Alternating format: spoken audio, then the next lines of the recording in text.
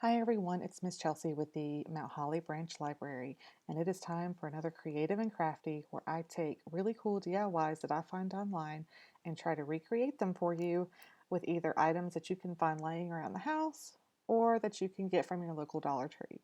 Sometimes they are a great success, sometimes not. This time, we kind of fell in the middle on this one. So this is the photo edition. And for this one, we are going to make two crafts. We are going to make a mini animal photo holder and a clothespin photo holder. Now, you do not have to use photos for your holders. You can use reminders or little cool notes, whichever you choose.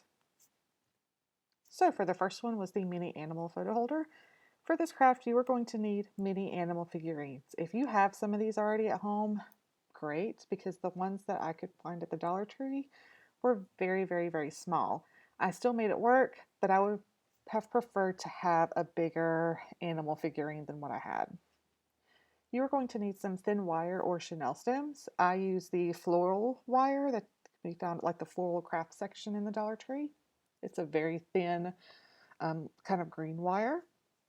You're going to need some paper clips, a hot glue gun, and some hot glue sticks.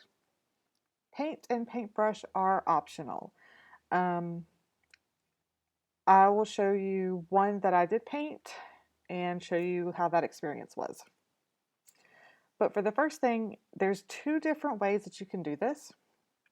You can either bend your wire or your chenille stem, which is like your pipe cleaner. Again, I chose the floral wire because it was thinner and I just thought it looked better. You can either bend it around your animal and sort of twist the ends, and then you're going to make a loop at the top and twist that in. Then you're going to take your hot glue gun, sort of glue the bottom where it meets the animal. That way, so this wire doesn't move around too much. So you'll glue the bottom there, and then you're going to glue your paper clip up here to the top. That's one way to do it. Another way to do it is just to sort of make an L with your wire and just glue it straight on the back of the animal. And then again, do the same thing up here with a loop, twist it, and then glue your paper clip to the top. Now, before you paint your animal or do any decoration to it or spray paint, definitely do this part first. Now, again, here we go. You can paint your figurine. It is completely optional. Um, I used acrylic paint and it was not the easiest thing. I will say definitely use a spray paint if you can get your hands on some spray paint. Again, I had gold acrylic paint and I just used that.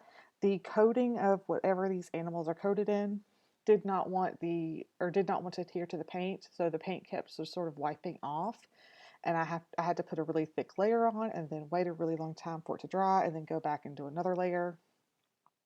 Make sure that if you do paint yours, you try not to get it in between the parts of your paper clip because then it won't open for you to slide a photo or a note down in. So as you can see, here was the elephant before it was painted, here it was after it was painted, and then the rhino I just didn't paint at all. So it works either way. Again, if you are going to paint it, I do think it looks better painted, but definitely see if you have spray paint first. And then that's all you need to do for that one. For the clothespin holder, you're going to need poster board, 2 pieces of poster board. You can use like a really thick cardstock.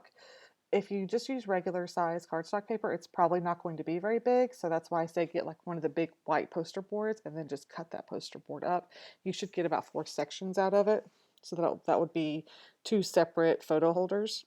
You're going to need a pair of scissors, some clothespins, a hot glue gun and hot glue sticks, and then if you want to decorate, some paint and markers. So the first thing you're going to do is you're going to cut out a circle of the poster board and then trace that circle onto another piece of poster board and cut that out. They do not have to be super perfect because you're going to put the clothespins all the way around it. So if your circle is not completely perfect, the clothespins are going to hide up a lot of the imperfections anyway.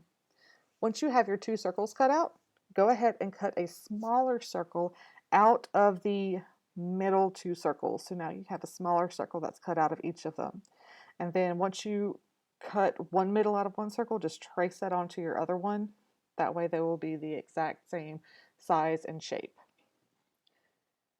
So you can go ahead at this point to glue them together, one right on top of the other. If you do get the big white poster board, you'll notice that maybe one side is really shiny and the other side is kind of matte. I would glue the shiny sides together. That way when you go to paint, you're painting the matte side.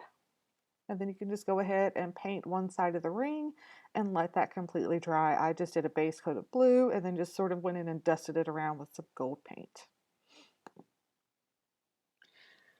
So now you're going to arrange your clothespins around the ring until they are evenly spaced. You can put as many or as few as you want.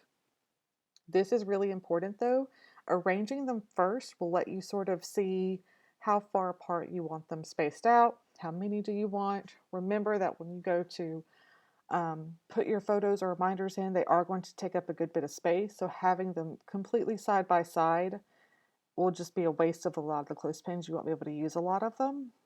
So that's why I only used 8 of them and I just spread them out. Again, you can use more or less if you want to. Now, when you do go to glue them down, remember you are gluing the bottom part of the clothespin to the ring. You want the snappy part up here at the top because this is what is going to hold your picture or your note or reminder. So again, you're gluing down the bottom part to the ring after it has dried. And you can do this with hot glue gun or hot glue sticks. In my opinion, those are going to be what makes it last longer. And then just add your favorite photos and display. Again, I didn't have photos to put on here, so I just put some events that we have coming up. I put our hours, I put our Instagram, and our YouTube page. So definitely, if you have some time, go on there, check that out. We do have a Discord now. You can find out that information on the Instagram page and our Facebook page, as well as our public YouTube page. If you happen to try out one of these crafts, or if you want to try out one of these crafts, I will have some supplies set out of the library once this video airs on the YouTube channel and I broadcast it. I'll go ahead and bag up the craft supplies and set them outside. The only thing that will not be included is the hot glue gun and the hot glue sticks. So if you have one of those at home, great. If not, Dollar Tree definitely has a hot glue gun and some hot glue sticks. So I will have them set out. Please take one just so everyone can have a chance to try to grab one. And if you do happen to do the craft, shoot me a picture of it or let me know what you thought. If you had any trouble like I did, because as you can tell, I had a lot of trouble with this craft, especially the animal craft. So if you have any problems or if you've tried something different and it worked out a lot better for you, let me know. Send me a picture. And then I will see everyone next month for the Creative and Crafty then. Have a great day. Bye.